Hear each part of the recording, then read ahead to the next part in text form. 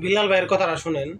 বিল্লাল ভাই আসলে একজন মেধাবী লোক, খুবই ভালো মনের মানুষ, মানবিক কাজে সব সময় বিল্লাল ভাই থাকে। শুনেন বিল্লাল ভাইয়ের কথাটা আগে শুনেন। অনেকজনই আপনার নামে সমালোচনা করতেছে, ই করতেছে, এই বিষয়টা আসলে কেন হইতেছে? ওই যে যে মানুষের একটা প্রবলেম মনে হইতেছে, ও মনে হয় আমার আগে চলে গেছে।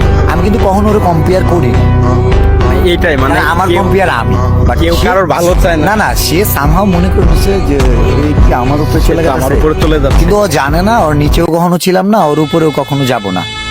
মানে আপনি অন্যদের সাথে কোনো কম্পেয়ার না, না, আমার- আপনি নিজের মতো। হ্যাঁ, আমার গোল আমার ধাঁচের ধারে কাছেও নাই। বিল্লাল ভাই ভালো মানুষ, আপনিও জানেন আমিও জানি।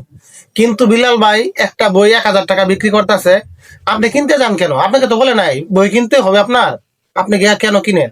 কিনা কেন বিল্লাল ভাইয়ের নামে মিথ্যা টল করতেছেন? বিল্লাল ভাই একজন অত্যন্ত ভালো মানুষ, এটা আমরা বাংলার মানুষ সবাই জানি। কন্টেন্ট ক্রিয়েটর না, মানবিক দিক দিয়া বিল্লাল ভাই অত্যন্ত ভালো লোক।